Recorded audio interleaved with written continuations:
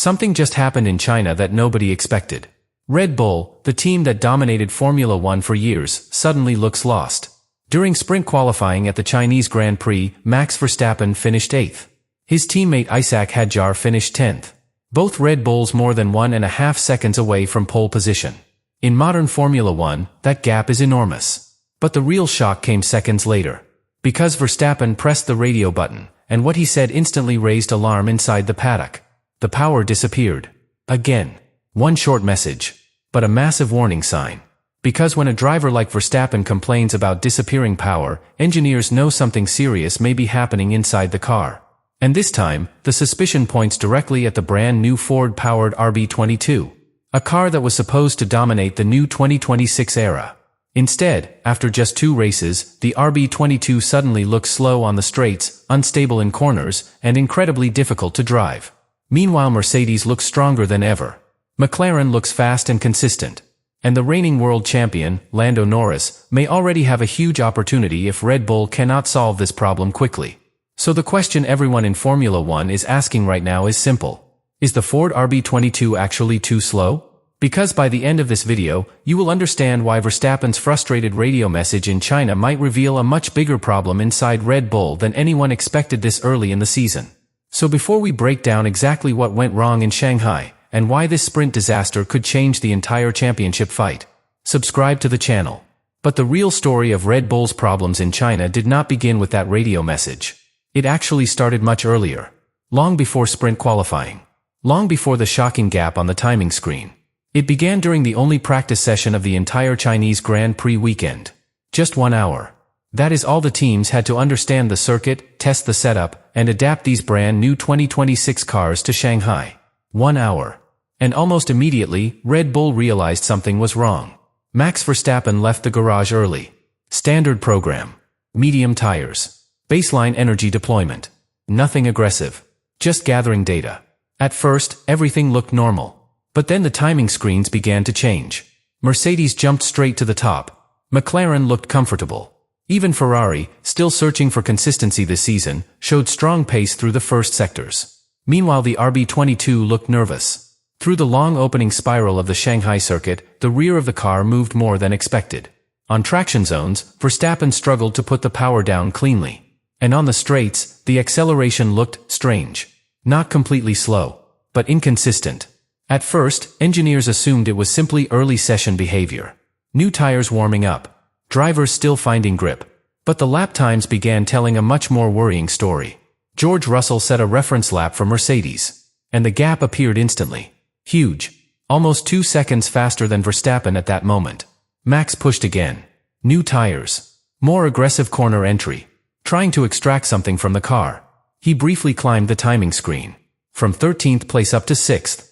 But as the session continued, other teams improved again. And when the practice session finally ended, Verstappen had dropped back to 8th place. His teammate Isaac Hadjar finished even further behind in 13th. But the positions themselves were not the biggest concern. It was the gap. Almost 2 seconds to the fastest car. In modern Formula One, that difference is massive. Inside the Red Bull garage, engineers immediately began studying the telemetry. Sector by sector. Corner by corner. Looking for answers. And one pattern quickly became clear. The RB22 was not losing time in just one area. It was losing time everywhere. Corner entry. Mid-corner balance. And most importantly, acceleration on corner exit. That last detail matters more than people realize. Because Shanghai punishes any weakness in energy deployment. The circuit contains one of the longest straights in the entire championship. If the hybrid system runs out of electrical boost too early, the car suddenly becomes vulnerable. Drivers call this clipping. The electric power fades. Acceleration drops. And the lap time disappears. And that is exactly the type of behavior Red Bull engineers began to suspect.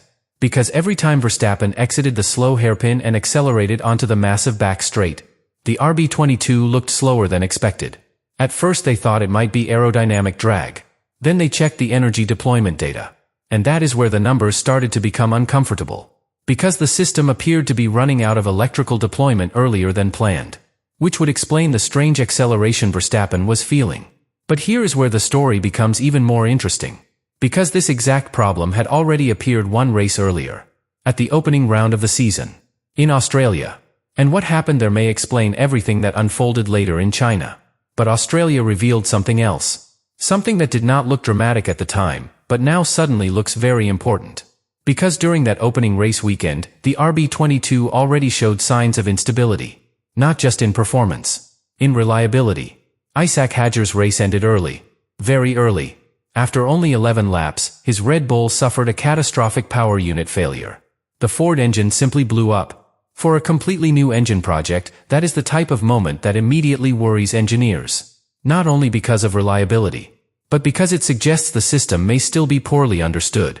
Modern Formula One engines are no longer simple combustion units. They are incredibly complex hybrid systems. Electric motors, energy recovery, battery deployment maps, thermal limits, cooling systems, all working together.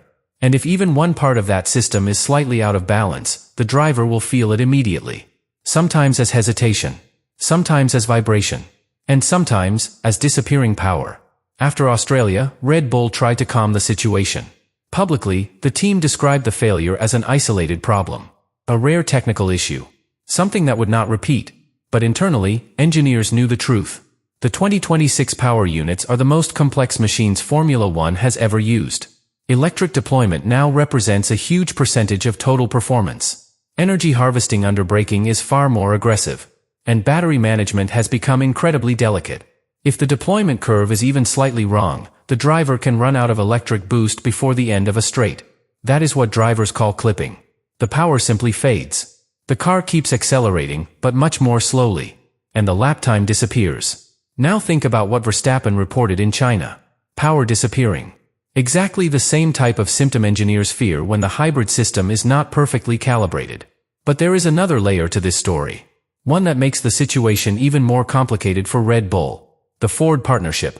For years, Red Bull dominated Formula One using Honda power units. That partnership produced championships, race wins, and one of the most dominant eras in modern racing. But the 2026 regulations forced a reset. Honda stepped away from the main project. Ford entered as Red Bull's new partner. A completely new technical collaboration. New engineers. New hybrid architecture. New software. And projects like this rarely reach perfection immediately. Sometimes they need half a season to reach their true potential. Sometimes even longer. Meanwhile, other teams appear to have adapted faster. Mercedes, for example, looks extremely comfortable with the new hybrid regulations. Their energy deployment appears smooth, predictable, stable across long straights. McLaren also looks incredibly competitive. And Ferrari, despite their own challenges, seems more consistent in straight-line speed than Red Bull right now. Which brings us back to that moment in Shanghai. When Verstappen exited the final hairpin during his sprint qualifying lap. He pressed the throttle. Expected the hybrid boost.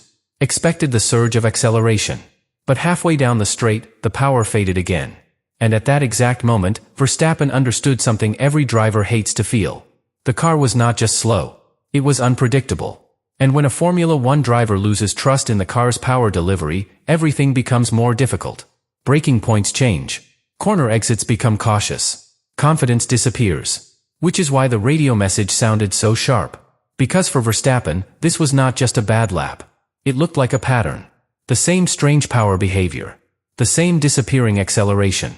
And if that pattern continues during the rest of the weekend, Red Bull may be facing a much bigger problem than simply starting from the fourth row in China. And this is where the real danger for Red Bull begins. Because a bad qualifying result can happen to any team. Traffic. Tires. A small setup mistake. Those things happen. But what happened in Shanghai did not look like a normal bad session. It looked like a deeper performance problem. When the final times appeared on the screen, the numbers were brutal. George Russell took pole for the sprint. The Mercedes looked planted. Stable through the corners. Fast on the straights. Meanwhile Max Verstappen could only manage 8th place. More than 1.7 seconds slower than the fastest lap. Isaac Hadjar finished 10th. More than 2 seconds behind the pole time. In modern Formula One, a gap like that is enormous. It means the car is not simply missing a small setup adjustment. It means something structural is wrong. But the way Red Bull reached that result made the situation even more uncomfortable. Because the team barely survived the earlier qualifying segments. During the first session, both Red Bulls were already dangerously close to elimination. Drivers from midfield teams suddenly appeared in the same performance window. That forced Verstappen to push earlier than expected.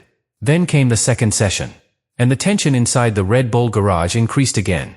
Once more the RB22 struggled to produce a clean lap. The rear of the car moved on traction. The acceleration looked inconsistent on the straights. And when the times appeared, the result shocked the engineers. Red Bull advanced to the final session. But only by less than a tenth of a second. Less than a tenth.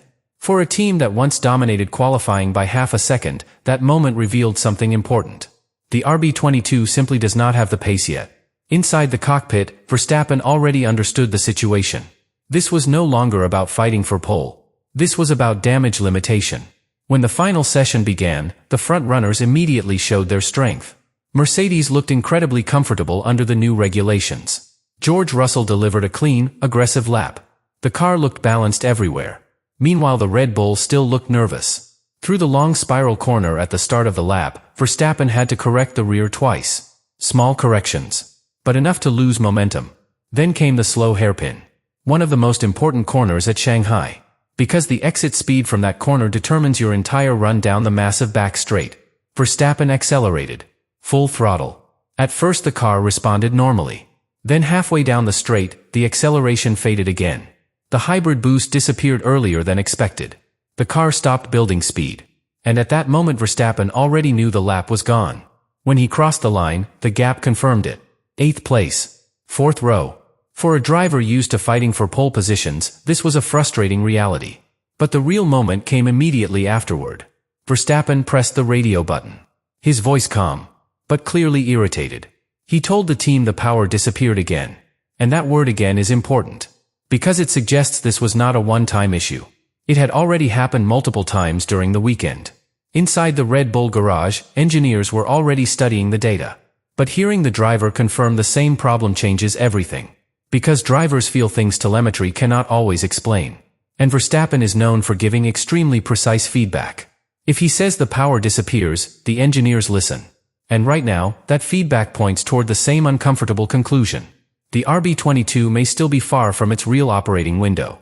Which creates a serious problem for Red Bull. Because while they are still trying to understand the car, their rivals are already performing. Mercedes looks extremely strong. McLaren looks fast and stable. And the reigning world champion, Lando Norris, suddenly has a car capable of fighting at the front every weekend. For the first time in years, Red Bull is no longer controlling the pace of Formula One. They are reacting. Trying to catch up. Trying to understand a brand new car.